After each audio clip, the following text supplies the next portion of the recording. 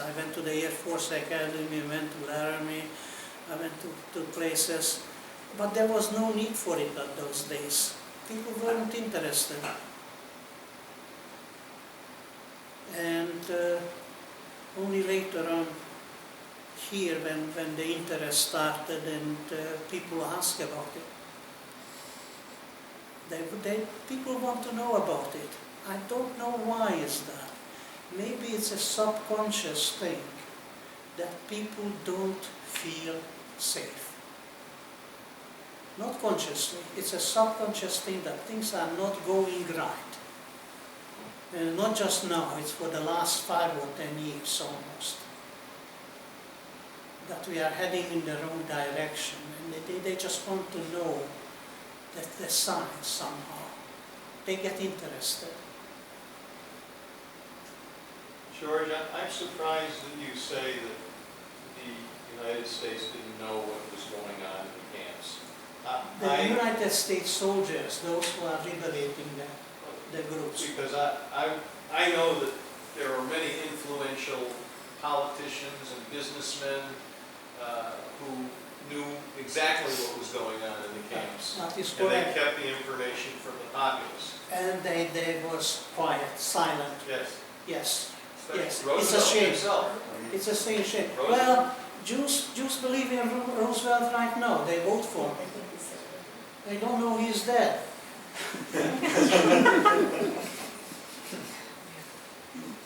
Because when Henry Morgenthau went to talk to Rosenthal, Sorry, could you speak up when louder? Henry Morgenthau went to go talk to Roosevelt and tell him what was going on, he didn't want to hear it. He didn't want to hear it. Yeah, and Frankfurter, the Chief Justice from the Supreme Court. Frankfurt went to him too. Yeah. We He turned back the didn't same believe rules. them. He said, yeah. He didn't want to do anything. He didn't do anything. We turned back the St. Louis, and he already knew what was going on. He still turned back the St. Louis. And I don't know, he's a sweetheart of the Jews. It's My not friend Rudy was on the St. Louis. Yeah. Yeah. I'd like to have 1 or 2 more questions, and then Julie has asked that everyone eat generously. Can't leave unless you've eaten But also we'd like to leave some time for socializing and some time to talk to George, which I've gotten to do in a little bit less formal setting. I mean, he's an amazing, amazing man and somebody who I feel really lucky to know and to call a friend of mine. But let's see if there's 1 or 2 more questions that people have. Yes, please. I actually find it astonishing that you said the statement that not all Nazis are bad. I've met Excuse me, could you I've speak up a little louder? I've met a lot of concentration camp victims, and you're the first one that has ever said that not all Nazis are bad. I mean, I guess the setting in which you were probably you had, I guess it's all relative. Hungary Yes. hated the Jews, and maybe the Germans that came to Hungary were the young kid. They could have been a teenager that didn't know anything and was running the camps. But it's just astonishing that you would say that. That's my experience. Yes. Yeah. Yeah.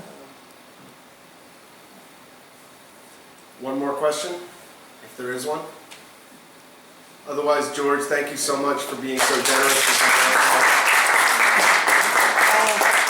I would like to say something else. The Phoenix Holocaust Survivor Association is very much interested naturally in the museum. And how can we help? I think, as far as I'm concerned, we are available whenever a group comes in or whenever somebody wants to talk to us, we are available. And I'm not the only one, there are several of still Right. who going out to schools and going out to people, and they want to hear somebody who was there, not second or third. Right. And they can ask questions.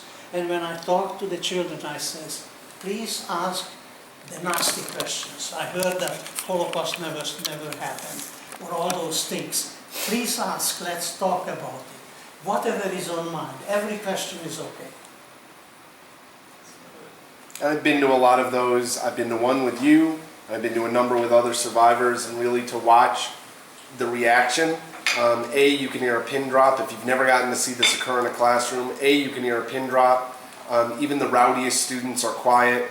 And B, and every teacher has always said this to me afterwards, you normally see a progression of students, especially when I've gone with Helen, who's this very small, petite woman. There's a line of students to hug her afterwards. Many of them are crying, they want to hug her, they want to touch her. And it always astounds me, and the teachers say this because I ask. The ones who are the first in line, the ones who are the first ones to come up, are the ones who give the teachers the most trouble. They're the ones who are constantly in detention. They're the ones with 80 piercings and 50 different colors in their hair. And they desperately want to come up and you know, hug these people and feel a part of it and let them know that they can relate. And it's something that that's astounding to watch. We actually have a videotape of it. We were very fortunate to tape Helen Andler at a high school, and we caught her on a day when she was feeling very well, and the students were amazing. And it's a tape that every now and again I watch, because to watch the expression on their faces and to watch what goes on, it's stunning. So on behalf of everyone here tonight, thank you so much, and thank you guys for taking time out of your weeks to come out, hear an amazing story, and meet an amazing man. Thank you.